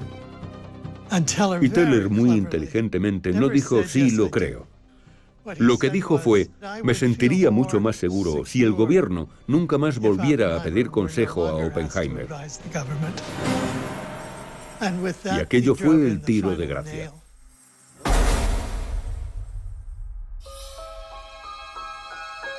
El padre de la bomba atómica es despojado de su autorización de seguridad y expulsado del gobierno para siempre. Era la época de la caza de brujas. A mí me pareció repugnante, francamente. Consiguieron justo lo que sus enemigos querían conseguir. Aquello le destrozó, lo mató espiritualmente. Pero Teller tuvo que pagar un precio. El odio hacia Edward era tan denso que podía cortarse con un cuchillo. Creo que los colaboradores más próximos a Edward, al menos en Los Álamos, le despreciaron por ello el resto de su vida.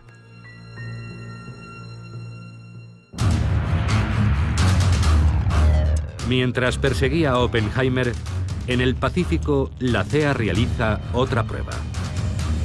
La primera bomba H móvil americana. Si funcionaba, sería un arma termonuclear arrojable.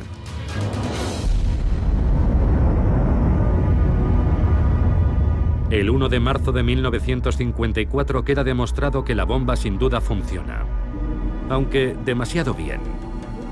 Debido a un error de diseño, es el doble de potente de lo calculado. 15 megatones, el equivalente a 15 millones de toneladas de TNT. Aproximadamente 1000 veces más potente que Little Boy. Es una bomba gigantesca. El hongo atómico alcanza los 25.000 metros de altura, esparciendo su radiactividad por la atmósfera. La lluvia radiactiva contamina islas habitadas y un barco pesquero japonés, irónicamente llamado Dragón Afortunado. Uno de los pescadores japoneses muere. Más de 200 isleños enferman. La prueba secreta se convierte en un incidente internacional por la lluvia radiactiva. Llamó la atención de la opinión pública mundial sobre las pruebas nucleares atmosféricas. ¿Deben realizarse esas pruebas? Cuando se hace, los vientos arrastran la radiactividad, exponiendo a todo el mundo a la radiación. La increíble potencia de la bomba H demuestra la futilidad de la defensa civil. La preocupación antes de la bomba de hidrógeno era, ¿podemos protegernos? Lo que demuestran las pruebas con bombas de hidrógeno es que tal vez no exista defensa posible, salvo huir. Se calcula que en Nueva York morirían más de 4 millones.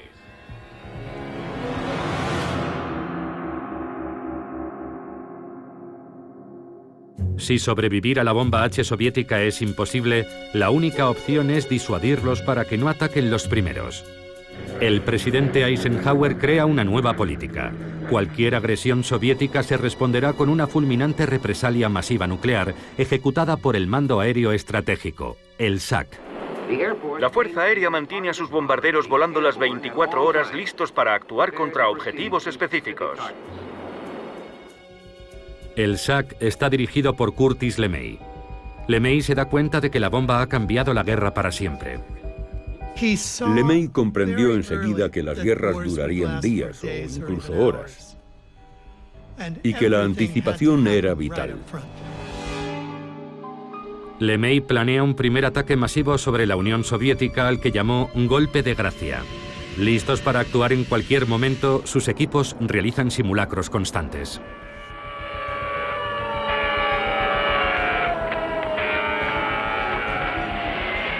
Los B-47 y B-52 despegan desde todas las bases. De repente había 90 aviones despegando desde aquella base cargados de bombas nucleares. Y no sabías si era para una misión real o no. Todo era alto secreto. No recibías instrucciones hasta que estabas volando. Y en otras 10 bases pasaba lo mismo. Los aviones se dirigían a la Unión Soviética y a menos que la Unión Soviética se retirara de inmediato, no había vuelta atrás. Este teléfono rojo activa la línea directa del SAC con sus bases en los 4 continentes. La represalia masiva supuso que la defensa estuviera controlada cada vez más por la Fuerza Aérea. La Fuerza Aérea controlaba el 47% del presupuesto nacional de defensa, y la Marina y el Ejército empezaron a pensar, será mejor que consigamos también bombas atómicas. La competencia entre los diferentes cuerpos hace que el arsenal nuclear americano crezca y se diversifique. El laboratorio de Los Álamos estaba feliz de hacerlo y los militares de pagarlo. Pedían algo y respondían, sin problemas. Las armas nucleares eran contempladas como armamento convencional. ¿Cuántos tipos podemos fabricar? Bombas grandes, pequeñas, ojivas grandes, pequeñas. Artillería nuclear para el ejército de tierra. Incluso mochilas nucleares individuales, una forma de evitar que 1000 tanques soviéticos invadieran Alemania. Un artefacto nuclear será detonado aquí 26 minutos antes del ataque. Bloqueando avenidas de entrada, provocando inundaciones, cráteres, corrimientos de tierra, atacando autovías, ferrocarriles o puentes. Demoliciones con munición atómica. Al final, la presión por hacer una versión nuclear de cualquier cosa termina descontrolándose. Había un bazooka nuclear que probablemente era merecedor del premio a la idea más ridícula. La detonación es perfecta, liberando su letal radiación. Algunos físicos dijeron que se podía fabricar una granada de mano nuclear. El único problema era encontrar a alguien lo bastante estúpido para lanzarla. Así llega a su apogeo el arsenal atómico americano. En 1947 teníamos un arsenal de 13 bombas. En 1953 supera las 1100. A finales de los 60 teníamos más de 31.000 armas nucleares, de 36 tipos diferentes. Yo me preguntaba, ¿de verdad se necesita todo esto? Creo que la mayoría de los militares pensaba que sí. Y creo que la principal razón era política. Ya sabes, tenemos más que tú. El último ejemplo del «tenemos más que tú» llegó en octubre de 1961. Los soviéticos detonan la bomba más potente de la historia. La bomba del zar.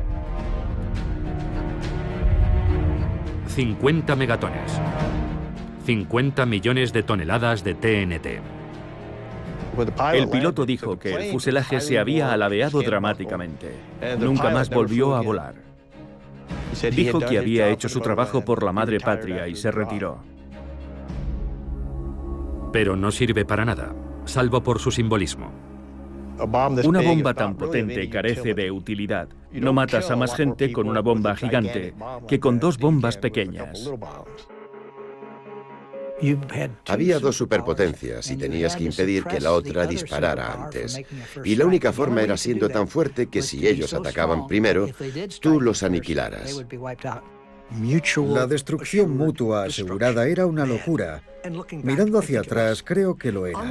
Aunque por otro lado, siendo las dos partes tan fuertes y sabiendo que podían destruirse mutuamente,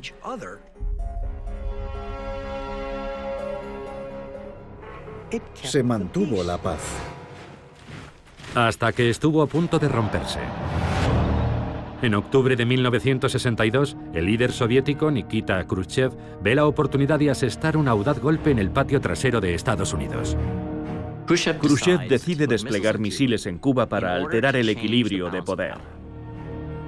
Todavía hoy siguen apareciendo nuevos detalles sobre el juego estratégico de Khrushchev. Aún no conocemos todos los detalles, pero no eran solo los misiles. Los soviéticos planeaban crear una enorme base militar en Cuba, la base militar soviética más grande del mundo. Khrushchev pretendía cambiar por completo el mapa de la Guerra Fría, radicalmente, sin precedentes. Pero para lograrlo, Khrushchev tenía que hacerlo en secreto.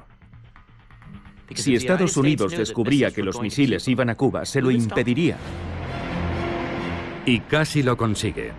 Pero antes de que los soviéticos puedan completar su despliegue, un avión espía estadounidense descubre el plan.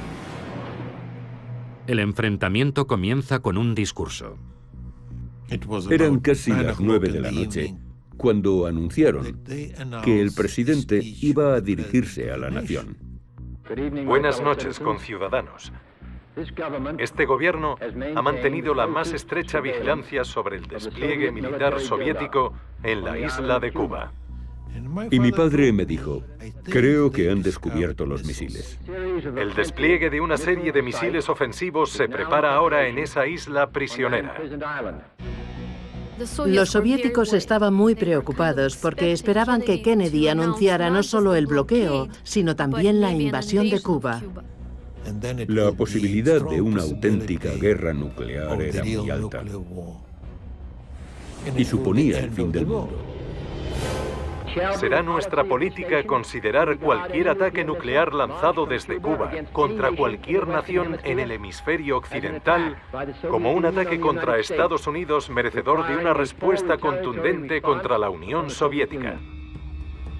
Una respuesta contundente de represalia contra la Unión Soviética. Yo sabía lo que eso significaba y cuáles serían sus consecuencias. Consideramos bombardearos con armas atómicas. Ver al presidente de Estados Unidos en la televisión nacional diciéndole al mundo que eso podía pasar capta la atención del público. En la sede de Naciones Unidas, la crisis cubana es el único tema de discusión. El problema al que se enfrenta el Consejo de Seguridad es grave.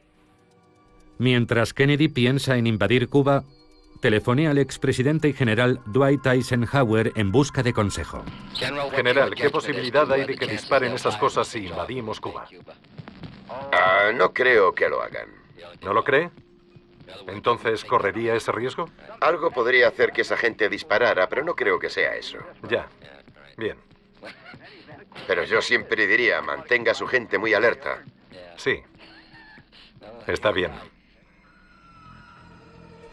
Kennedy no tenía ni idea de que las armas tácticas nucleares ya estaban en Cuba. Los rusos pensaban, bueno, si los americanos invaden Cuba, entonces tendremos que usar nuestras armas tácticas nucleares para rechazarlos. Puede incluso que armas nucleares de alcance medio. Los oficiales de misiles en Cuba tenían la autorización de la Unión Soviética para lanzar sus misiles antes que permitir que los destruyeran.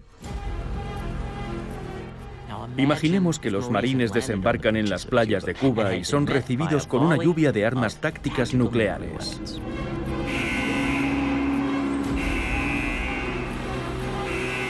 Fueron unos días terroríficos. Yo estaba convencido de que iríamos a la guerra. Cada vez que entraba en aquella sala pensaba que aquel sería mi último día en la Tierra.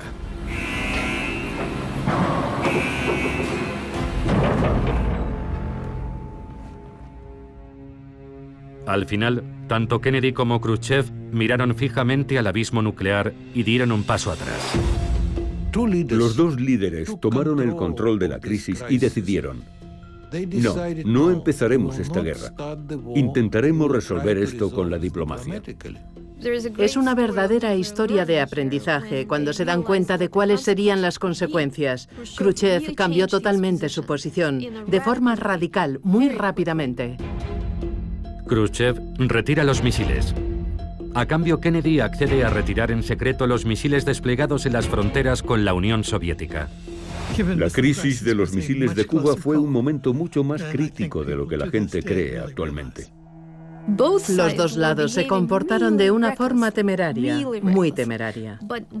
Pero cuando vieron el peligro real, ambos hicieron concesiones y fueron muy razonables. Puede decirse incluso que con la crisis de los misiles comenzó el proceso de control de armas. El presidente de Estados Unidos firmará ahora los instrumentos de control de este tratado. 9 meses después de la crisis de los misiles, Estados Unidos, la Unión Soviética y Gran Bretaña firman el primer tratado de prohibición de ensayos nucleares. Se prohíbe las pruebas con detonaciones atmosféricas en el espacio y submarinas. Y un año después se establece la primera línea directa entre Washington y Moscú.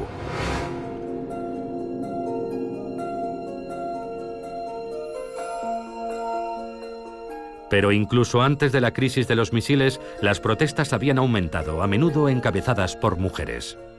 No den leche radiactiva a mis hijos. Hacen pruebas atómicas. El viento lleva la radiación hasta los campos donde pastan las vacas y después cogen su leche y se la dan a nuestros hijos. No pueden seguir haciéndolo. Tantas madres se manifestaron contra las pruebas nucleares atmosféricas que finalmente el gobierno de Estados Unidos dijo: de acuerdo, haremos pruebas subterráneas.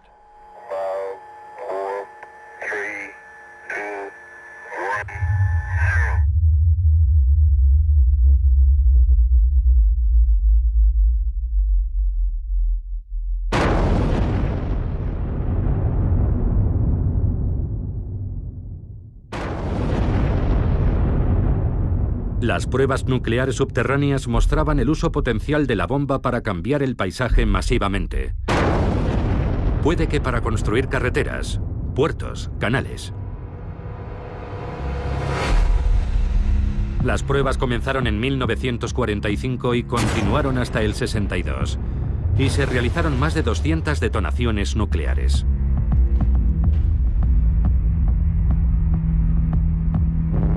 Ya subterráneas, se realizaron 800 pruebas más, hasta que en 1992 Estados Unidos decide terminar con todas las pruebas.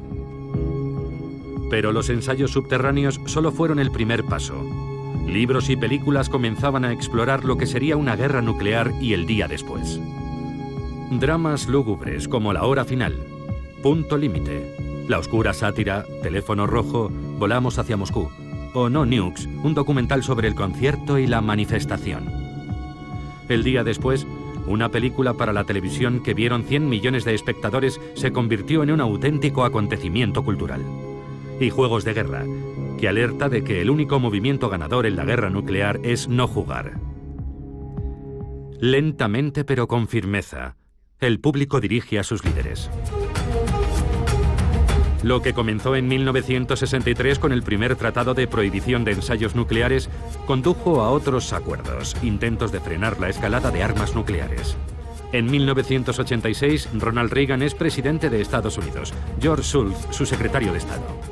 En octubre, Reagan se reúne con el líder soviético Mikhail Gorbachev en Reykjavik, y algo extraordinario sucede. El presidente Reagan estaba sentado en un extremo de la mesa y yo a su lado. Gorbachev estaba en el otro extremo con Shevardnadze y hablamos de eliminar las armas nucleares. Reagan y Gorbachev, de una forma espontánea e improvisada, dieron el paso más importante para alcanzar un pacto entre las dos superpotencias y desnuclearizar lo que se había hecho hasta entonces y lo que llegaría después. Fue un momento espectacular en el que los presidentes de dos superpotencias enemigas de repente encuentran un punto común, un deseo común. Pero ese deseo compartido, liberarse de la bomba, resulta imposible. El principal escollo es una nueva tecnología estadounidense. La Guerra de las Galaxias, promovida por Edward Teller. Era una tecnología que los soviéticos no tenían, y ellos pensaron que podría usarse para imposibilitar que los soviéticos tuvieran una fuerza nuclear disuasiva. Y Gorbachev no pudo aceptar eso. La Guerra Fría llegaba a su fin. 3 años después de Reykjavik cae el muro de Berlín. En 1991, Mikhail Gorbachev disuelve la Unión Soviética. Todo sin haberse usado la bomba. Nos libramos por muy poco. Hubo un par de momentos críticos en el camino y... la verdad, creo que tuvimos suerte. Estos dos países fueron capaces de terminar con la confrontación más peligrosa y prolongada de la historia. En el punto álgido de la carrera armamentista nuclear, la Unión Soviética y Estados Unidos sumaban juntos más de 60.000 armas nucleares. Es una absoluta locura. Y cuando pase el tiempo suficiente y miremos hacia atrás, lo veremos como un momento de absoluta locura de la humanidad. La capacidad destructiva en ambos lados superaba el 5000%. Hubiera sido una catástrofe definitiva y, a pesar de todo, funcionó. La bomba es lo que hace que todo este ciclo, la Guerra Fría, no se convierta en una guerra abierta. Sin la bomba, en algún momento habría estallado la guerra. El legado de la bomba fue que realmente cambió la naturaleza de la política global. Las reglas cambiaron por completo. La bomba obligó a los políticos a comprender que no se podía ganar la guerra. Porque si empezabas la guerra, podías perder más de lo que podías ganar. Hoy, además de Estados Unidos y Rusia, 6 naciones más tienen la bomba, además de Sudáfrica, que la tuvo y renunció a ella, e Israel, que no ha confirmado ni negado tenerla. No tenemos control sobre ellas ni sobre lo que pueden hacer con ellas. Los más alarmantes son India y Pakistán. Algunos expertos creen que una guerra nuclear, incluso limitada entre India y Pakistán, sería catastrófica para todos.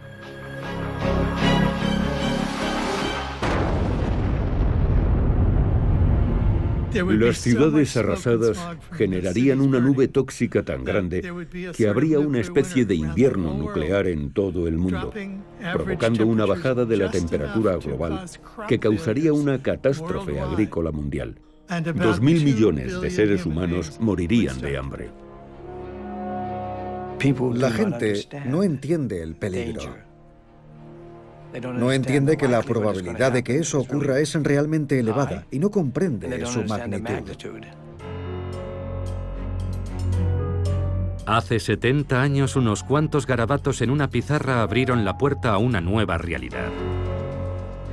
Decisiones fatídicas pusieron al mundo en el camino de las armas nucleares. Yo no me siento culpable por ello. En mi opinión, si no lo hubiéramos hecho nosotros, otros lo hubieran hecho. Y lo hubieran hecho con nosotros en cualquier caso. No hay vuelta atrás. El conocimiento de cómo podemos destruirnos a nosotros mismos está aquí para quedarse. Y nuestra tarea es aprender a vivir con eso. Creo que lo que debe darnos esperanzas es que en todas estas décadas, desde 1945, nunca se ha lanzado una bomba por ira, en ninguna parte del mundo. Hemos logrado de alguna manera mantener el dedo alejado del botón, y esperemos que se continúe así.